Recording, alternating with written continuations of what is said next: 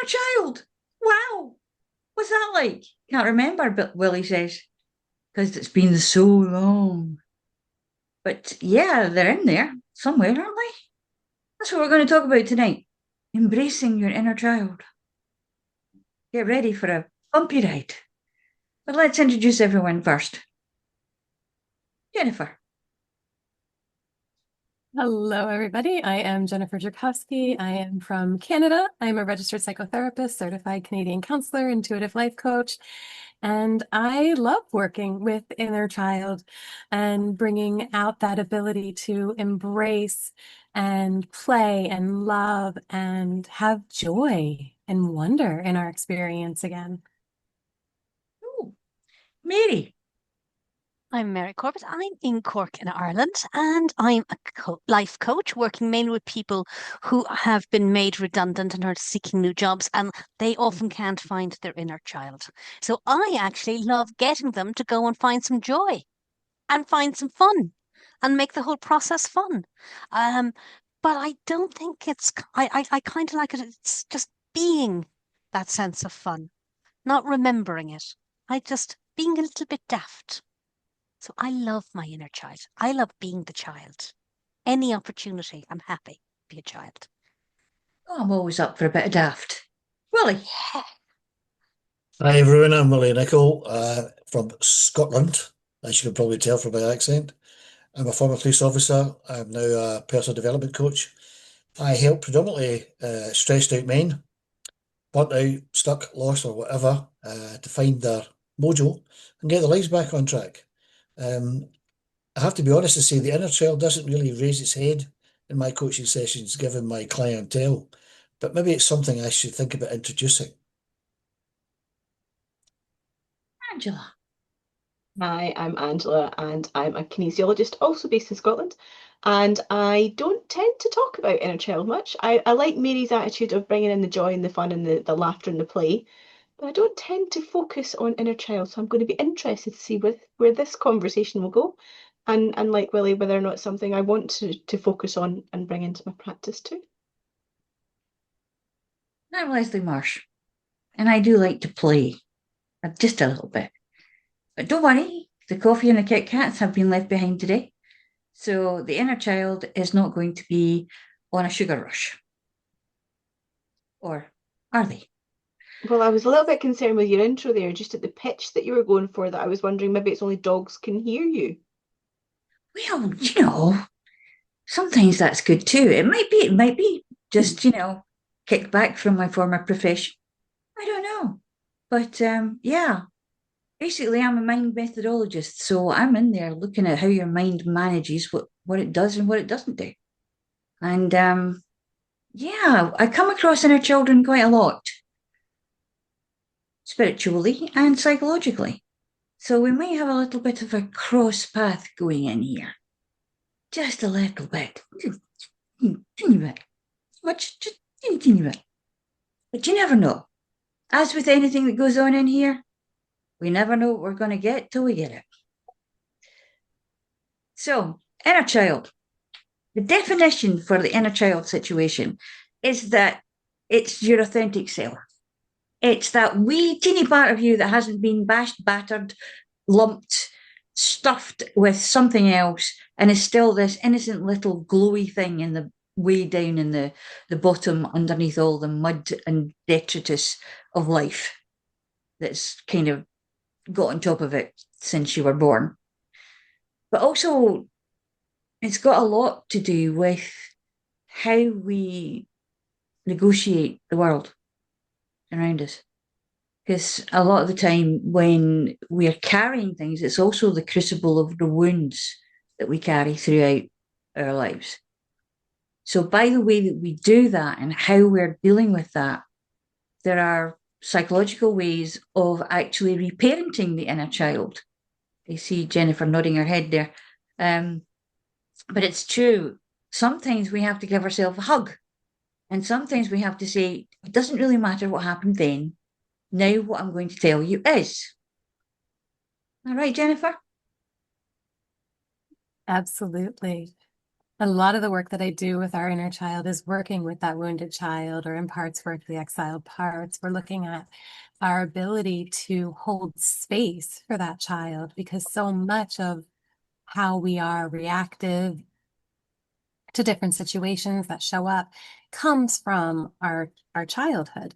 We've learned ways of coping that are very much what worked for us as kids, but it doesn't necessarily work for us anymore. And so as we grow up, we begin to realize, okay, wait a minute, this behavior that I have isn't actually serving me now. What do I want to do with that? How do I want to switch that? But we don't always recognize that this came from our childhood. And so this inner child that we carry, who's developed this, needs that love and that support and that care, so that we can have the joy and the fun and the play and all of that come forward with the healing as that takes place. And then we have new ways of being able to be in the world. There's a lot of wisdom in being daft, isn't there, Mary? I think there is, but I do think there's a really interesting play that, and I imagine, Jennifer, a lot of it is the work you do. We often, when we talk about our inner child, we talk about the wounded child, or the child got hurt, or how we learn to act differently. The child is just exuberant and full of joy. I don't like the fact that that's just considered a childlike thing. Human adults should be exuberant and full of joy too.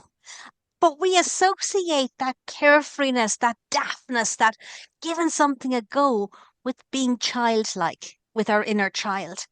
And I know it's the language we use, and I know it's what we say, but I wish it wasn't quite so true. I wish it wasn't something that we had as a child that we somehow lose to become sensible, responsible adults, that somehow you're meant to be serious and not talking about, and being responsible and taking full accountability. Our inner child doesn't. Our inner child just does and has fun.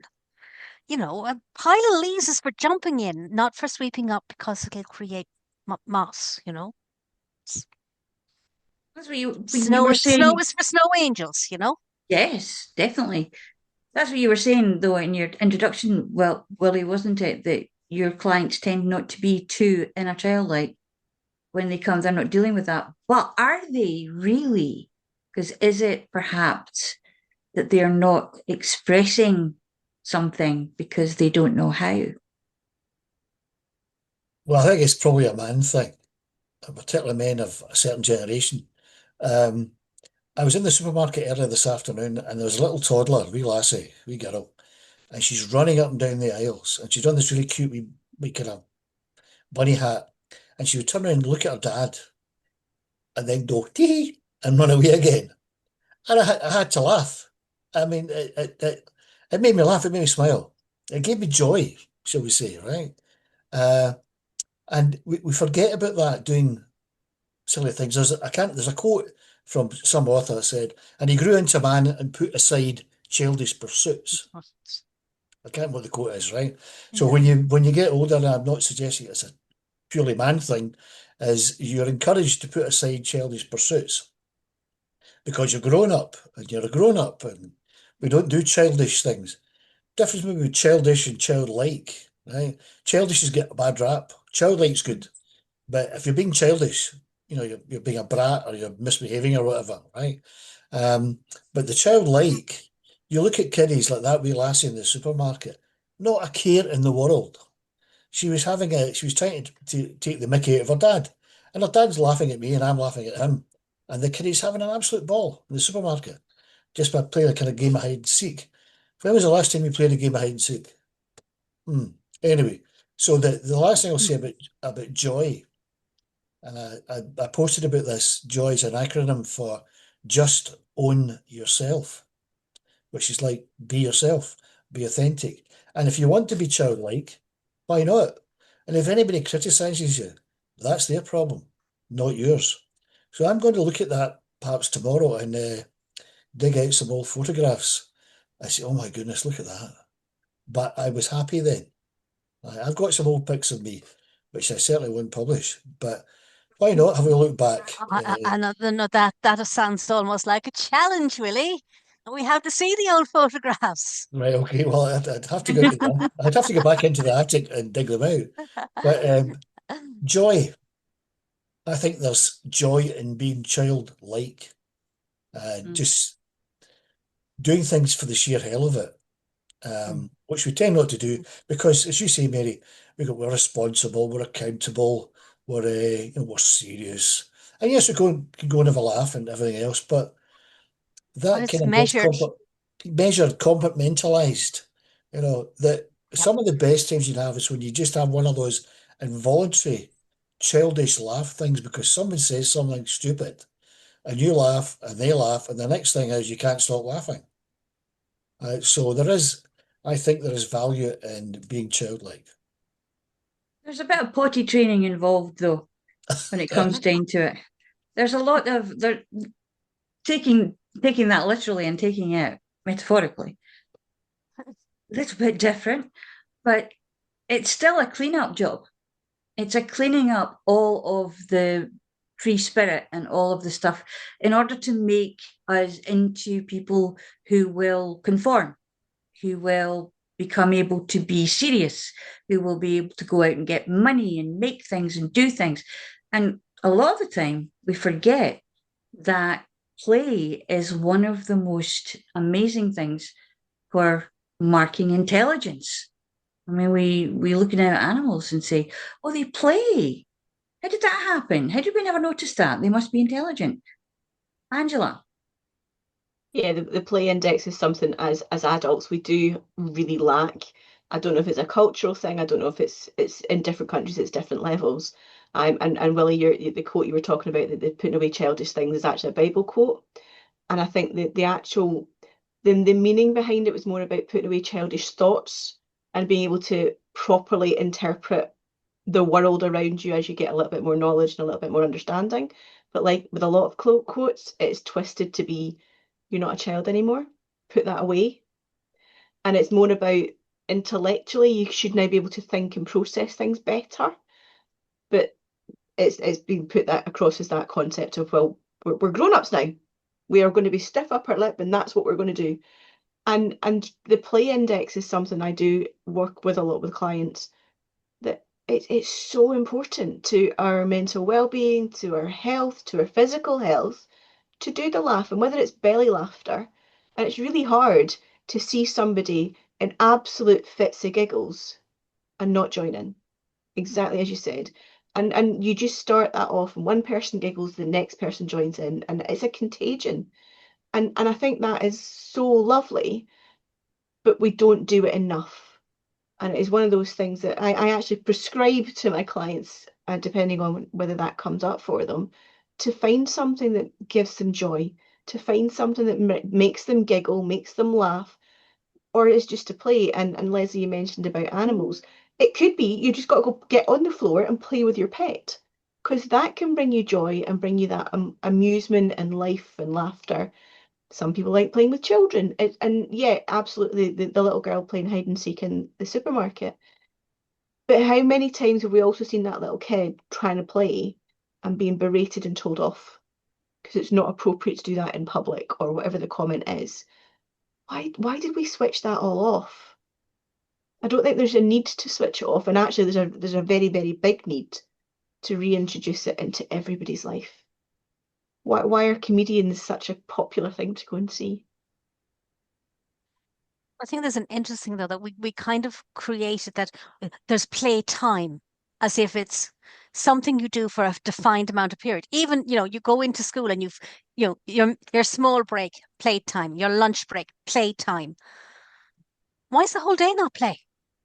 Why is the ethos that we are going to play at learning, not the ethos that the schools have? Make it fun. Primary one at school now is Is play-led play. learning. Yeah. So that is all day. But I still don't think they've quite got it right.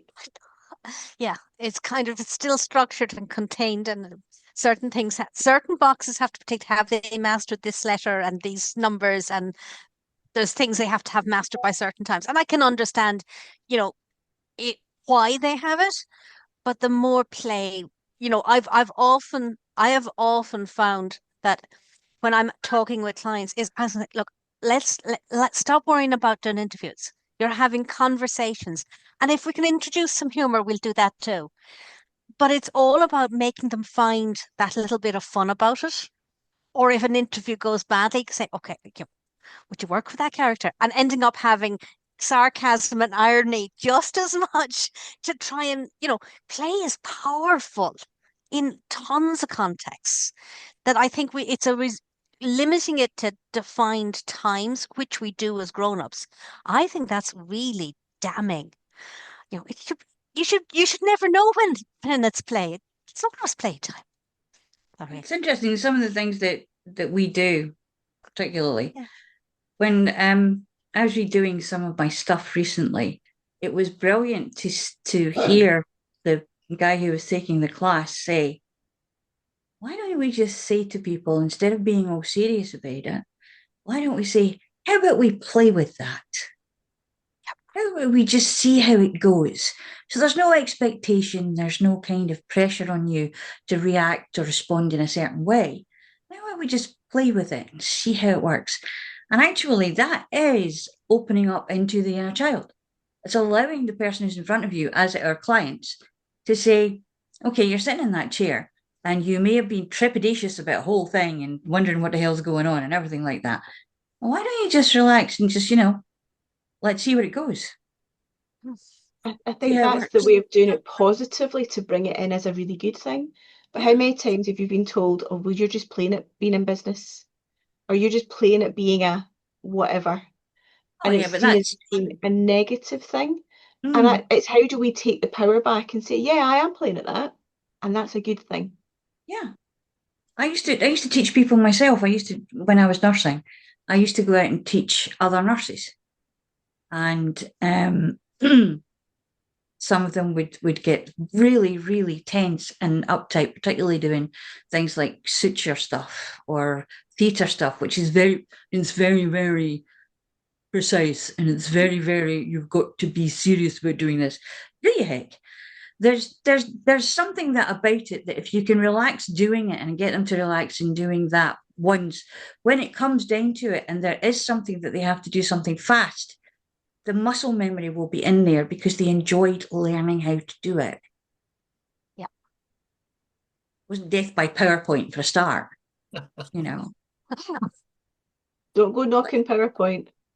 I think there's a conditioning involved. Sorry, I think there's conditioning involved here.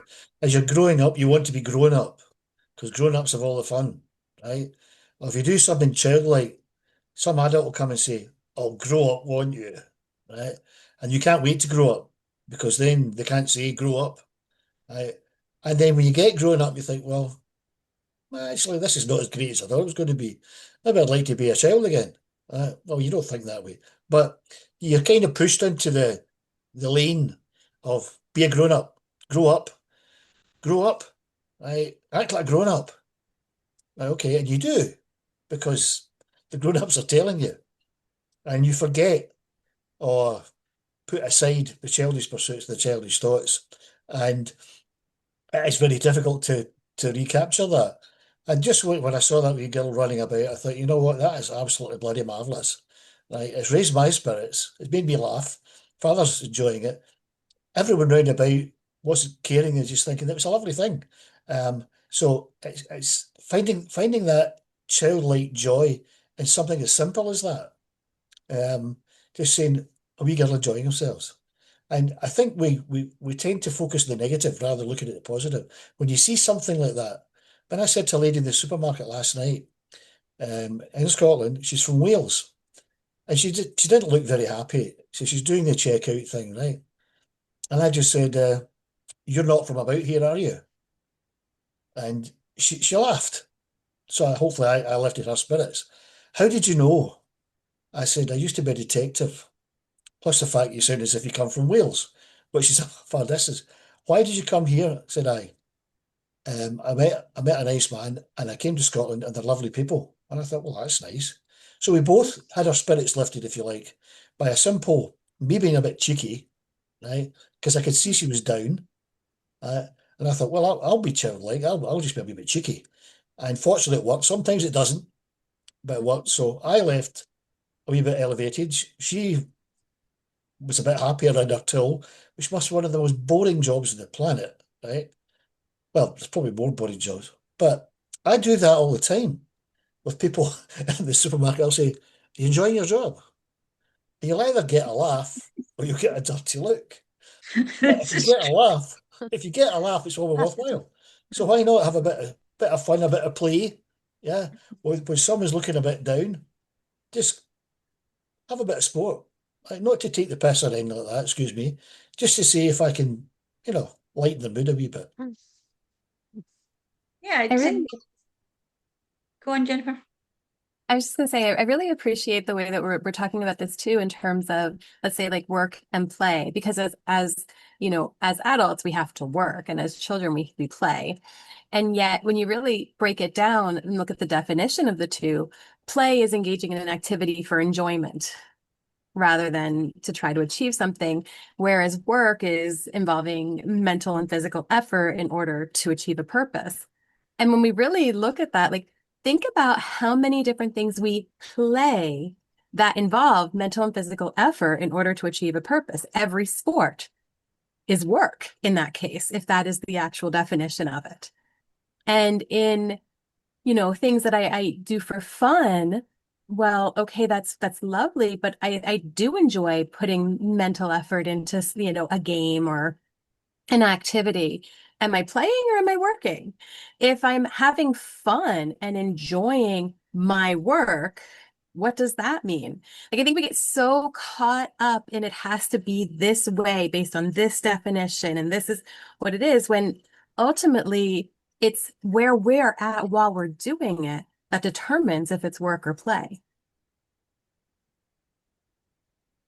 I was making something recently for Halloween. Angela didn't like it very much. It gave her the willies. Sorry, Willie. And it was a large kind of head of lurch, and I was playing with it. I'd actually been asked to do it. Didn't know if I could. I thought, well, let's see what happens. But I was playing with illuminating paint. So I kind of put it down his nose and across his forehead. And I turned all the lights out, and it tickled me like nobody's business. And the guys around where they were came over to look to see, actually, yeah, she does laugh. Look at that. What is going on? What tickled you? I was like, look at that. And so we all had a giggle at it. But it was something that you're never really aware of being consistently non-childlike until you are caught out being childlike. I mean, it's like being in very, very high pressure such situations with like maybe consultant surgeons or something, and being found doing King Louis song and dance in the dressing room by the head bummer person. One of my friends did that. It was quite a sight to see. But they enjoyed it, which was surprising to her. And this is it. It's the perception, isn't it? The perception of how they will take it. If how good could you be at your job if you're having a laugh? But I think there's also that whole piece of I would be aware of it. Lots of doctors, nurses, where they're dealing with human trauma day in, day out. They have the blackest humor, and they use that joy and humor and jokes and messing simply to survive. It's so powerful for them. But I think we have to just I think we need to embrace it more, because there's like they accept that black humor is part and parcel of working in a hospital, certainly in an Irish hospital. Sorry, in case there's a cultural difference. I'm very aware black humor and Irish hospitals is, that's where you get the best black humor. But I don't have that same association with accountants or bankers.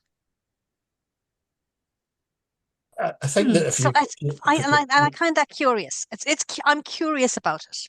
Which the professions trauma, use the trauma humor? thing, Mary, is, I mean, cops were the worst for black humour or dark humour to cope with some of the Little appalling situations you find suffering. yourself in, Yeah. death, accidents, blood, you name it, right?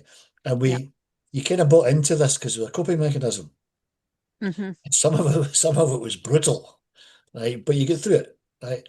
And it was just one of those things. There was not a lot of play involved there. It was play in words, right? But Yes. not a lot of play involved. And I'm reminded of the old saying, "All work and no play makes Jack a dull boy." Uh, and that's an old saying, and it's true. Yeah. Because if you can vote yourself to work and no play, you will become pretty dull, right? And as you're talking about having a laugh or being able to have a laugh while you're working, doesn't necessarily mean you're less effective or Mm. less good or worse or whatever it is. If you can combine being effective, efficient, or whatever term you want to use, while still uh, keeping the ability to have a laugh when appropriate, I think your organisation, your team, whatever it is, will operate better, right, when there is this humour, because there's nothing worse than working in an environment where everybody's bloody miserable. So I did that in the when I was sort of supervising the police. I wasn't a comedian, but I tried to lift the mood whenever I could. Like I talked to the ladies in the supermarket. And as I get older, I find I get away with a lot more. Cheek, if you like. They seem to accept it more. Anyway, the play, we talked about this, the childlike thing is absolutely essential. Who wants to be dull? Who wants to be miserable? Who wants to have no joy in their life? Right? Well, most people don't want that, right? But sometimes they can't figure out a way to recapture that. And I think the childlike thing could be, yeah, just go out and make, okay, I'll be brutal, just go out and make an arse of yourself, right? Just go out and enjoy yourself, right? Just let it all hang out, as my old dad used to say, but not too often.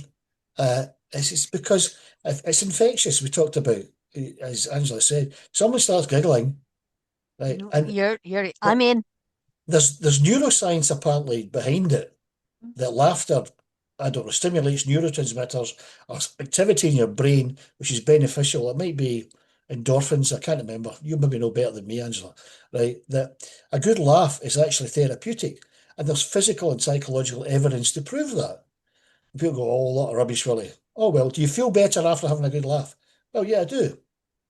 I rest my case. And the last thing I'll say is, what is it that takes X number of muscles in your face to smile and 10x number of muscles to frown? So work that out. There's a whole thing about um, being in the moment as a child that we are trying so hard to get people to do by calling it mindfulness and journaling. Actually, it's that being present and just allowing yourself to appreciate the moment where you're in. But we don't think about it when we're a kid. We're just in there. It's just there. There we are. It's happening. Wow. And sometimes it's a good thing. And sometimes it's like, I don't think I want to do that again. But it was kind of exciting. And it's kind of an anticipatory thing. It's also, I don't know, this understanding of being who you are as a child. We try on so many different masks and faces and what we want to be and how we want to go there. And who are we today? Well, today I'm going to play it being this. Today I'm going to play it being that. But we're learning all the time through that about different ways of being. But also, how is it that we end up getting funneled into the idea that we have to be just one thing at school? We can only ever be one thing when we leave school. So we've got to have all this kind of squeezed out of it. We've got to be put into this tube and we've got to get squished all out and then come out the other end just, it can only be one thing now. There was a study done, and it was with NASA, I believe, and they met with a whole bunch of children at a very young age, and they did a test to see, where their genius lied. And most of the kids scored in genius level, and then they went through the education systems and all of that. And it was really amazing how much of that was lost. And it is that conditioning that we are meant to be a certain way or show up a certain way. And that's when our inner child gets lost, because it starts to take on all of these conditioned beliefs that in order to be acceptable in society, we have to show up in a very certain way. This is how I'm going to get loved. This is how I'm going to be accepted. This is how I'm going to move ahead, all of those things. And so we have to then remove all of those layers to be able to get back to that. But I loved what you were saying about that present moment piece, because that's such a beautiful way to get back into it. I get up in the morning and look out the window and I'm like, oh, it's so beautiful, and find something to just love about whatever it is that I'm looking at. Somebody, I get some food and I will do a happy dance. That's just who I am and how I operate. I will go out and puddle jump with the kids. We will be walking and I will smash a puddle into them just because it's fun and funny, right? But the more that we allow ourselves to step into that energy, the more freely it comes to us. And the more we're able to embrace those aspects within ourselves. And then everything begins to shift. I think you get the childlike wonder gets knocked out of you, sometimes literally, right? Because you look at the childlike wonder, when you see some kid, like for example, looking at Angela's background there going, snow, wow, I right? did that. Right? They go, wow, look at that. Or whatever it happens to be. And they're just absolutely blown away by something that we think, so what, right? How about we can recapture that childlike wonder when we see something, wait a minute, that is absolutely amazing. Okay, you can see meteors and all this kind of stuff, but we now take it for granted. Yes, there will be snow. Oh, that's a nice sunny day. Okay, then, right? We don't celebrate the wonder, if you like, of that sunshine. And I remember my father used to say to me things like, "Look at that beautiful rose. It's a flower, so what?" And it was a beautiful rose. I appreciate it more now. Or I used to say, "There's a bird singing in that tree, and that bird is singing for me." I thought, okay, Dad. And he didn't drink, so I couldn't blame it in booze. But he retained, not a childlike one, but he retained an ability to engage with things that we thought were trivial or remote or not. No, that's a load of rubbish. But when I can listen to birds singing and think, that's bloody brilliant, right? Or the snow or whatever, and think, you know what? I'm still alive to see this. And think, okay, life ain't so bad. Right? We don't re-engage with that childlike wonder. We get it knocked out of us because you have grown up. And if they could invent a machine where you could actually go back and grab that childlike wonder, put it in a bottle, bring it back, I'd be a multi-millionaire. But anyway, we have to do it in here. It's an internal thing. I don't know. I think my inner child really thrived when my own children were small. Because I got stuck into all the toys. I got stuck in, like I used to remember covering the kitchen table with paper, and we'd all be painting. And I think if as parents, we can do that and I think the kids can hold on to it for a little longer. Please, it's fun. It's all the timing issues. It's kind of why I've been a youth worker for 20, 30 years, 30 years now, I think. Because of that, I've been able to keep that. It is mainly teenagers I work with, but it's keeping that fun, it's keeping that joy. But it's the also, energy. yeah, but I think So, as Willie was saying, we're conditioned out of it. I was actually doing a cake smash photo shoot with a client for a 1-year-old. And it started off really well. And then as the child started to smash the cake, it started to get a little bit more uncomfortable. And what I'd noticed was the parents were standing further and further back because they didn't want to get covered in the cake.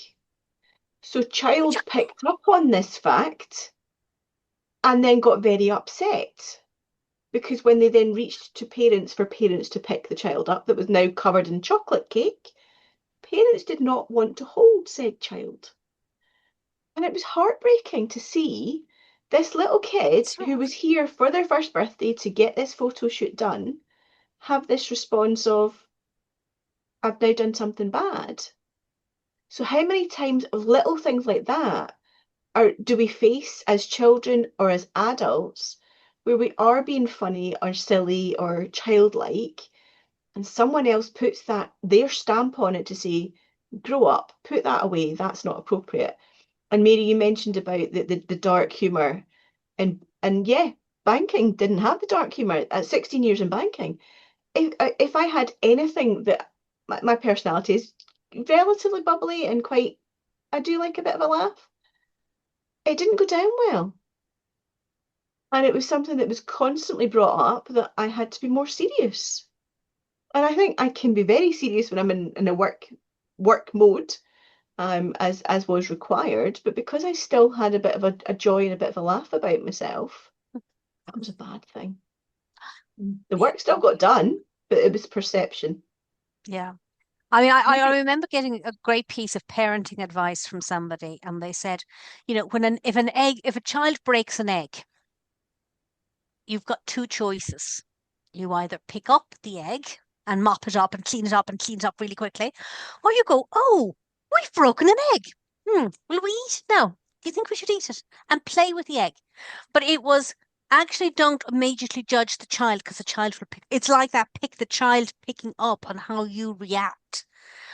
And I think holding on to that piece of joy that, oh, we've an egg on the ground, it meant I never gave out to my children in terms of breakages. We didn't spill an awful lot of stuff in reality. Yeah, because they thought they were going to make them eat it. Well, especially if it was, you know, we're not long, especially if it was near Halloween and I threw a witch's hat on at the same time. Oh, yes, I remember that one. I remember Yes. that one. Yes.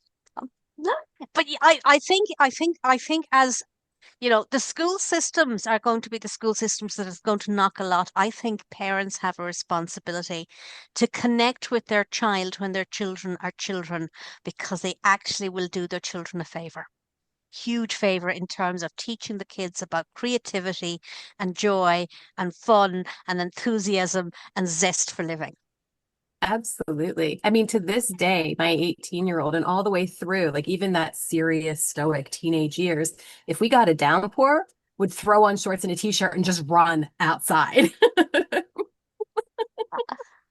Maybe perhaps in banking, what we could do, is invite them to have on a screen somewhere films of birds like the pigeon and the sparrow fighting for space in the bird bath the other day. That was really interesting because what the pigeon did was he sat there and soaked up all the water so the sparrow couldn't get any. He took all the water into his own feathers and then he couldn't move because he was just dumping about. He was a soggy pigeon. He was just waterlogged. And I'm watching that out the back window while I'm doing it's better than television. It's better than reels on Instagram.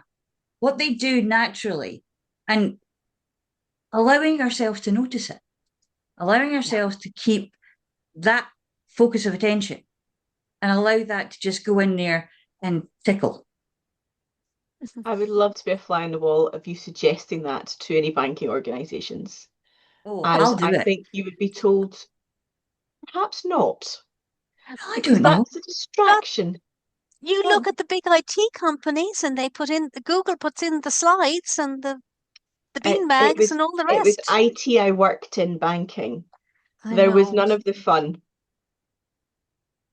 Yes. yeah. Well, there's always a chance. I mean, how many of them actually secretly look at cat videos or dog videos on Instagram while they're supposed to be doing what they were doing and trying not to laugh and giggle? They got found very quickly. Some of the IT people had I monitors don't and know. they found them. Oh, It's there was terrible. the It was monitoring, there was the websites you couldn't visit. It was all work related and there was no fun related in there at all. What did you do outside of that for fun though? Did they get together and have fun times? No? Okay. That's why I had other avenues for fun outside of work, and why I'm very glad I'm no longer still in that industry. Yeah. I mean, the vet practices, we have a lot of dark humor as well. It's very interesting. Most interesting one was when one of the vets had a parrot, an African grey, who was very vocal. And they were doing some work at one point, so they had to take him from the waiting room and put him in the back in the theatre. And of course, nobody really paid attention to what the parrot was doing or what the parrot was listening to. But when they put him back into the waiting room, all they heard was, well, that's done, put it in a bag. That's done, put it in a bag. Well, that's one for the bag. And nobody realised until they because the vets never come out until they're coming out to call someone in. And of course, it wasn't always happening at that time. But there were some very interesting comments coming out of that parrot's beak. So the parrot was actually a stool pigeon. He was certainly a stool pigeon. He was certainly a stool pigeon. He was an interesting little person. But at the same time, the clients kind of took it in a reasonable way because they do realise that what we're joking about is death. We're actually joking about and talking about this is the practicality of death. But there's coming out of a parrot's mouth. How did that happen? So we all had to kind of look at it, and I'm afraid we did have a little bit of a laugh about it. And we had to re-educate the parrot in different language. He got taken home because he wouldn't learn. Oh, he was learning all right. Oh, he was learning all right, yeah, but he wouldn't Just stop. not He wouldn't what you stop wanted telling him to everybody learn. about it. Yeah. Yeah, no. I think we learn more when we're in a childlike mode. Hmm. I think that's when we do our best learning. I think also it's really good when we can actually give children the true, authentic words for what's happening, and they can understand more about it and actually learn from what's happening. And if we teach them, puppy play, kitten play, all the rest of it, at one point, they're going to come across something that's not going to be a good ending.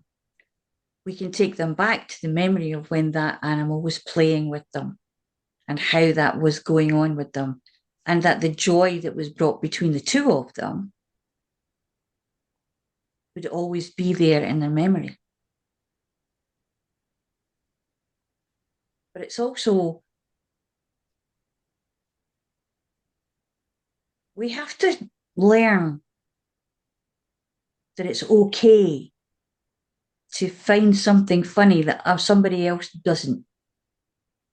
You know that, Angela. Mhm. You experience that with me a lot. Angela keeps trying to show me these things on Instagram, and I'm Any standing there, meme, any comedian, and and I'm she kind of just standing doesn't there get going, it. and what? And So she sucks it's all my joy out. a generational thing, for goodness sake. I just, show me Billy Connolly, I'll be on the floor, possibly needing a toilet very quickly. But there's not. There are some things that I recognise from my old job that basically shouldn't be happening with animals on tape. And I'm So not I've going stopped down that sending you road. animal ones. Yes, but there's also some things about some people that I just don't get some of the humour, because it's not something I'm recognising as humour now. I mean, I didn't get Monty Python when I was 7, but I get it now. But that was I grown up couldn't. humour. Yeah, but the Yeah. thing, What was it? the funniest thing in Monty Python was the naked guy at the organ. That used to make me laugh so much. Or the parrot sketch. Oh yes, the parrot sketch. I actually did the parrot sketch at one point. I Back to the actually parrots, yeah. reenacted it with a talk about the dark humour, with a lovebird who had got Teflon poisoning and had died through Teflon poisoning in the kitchen. Somebody had burned their breakfast and the bird was in the kitchen for some reason. You can't do that with birds. they die right away. So, Happy note.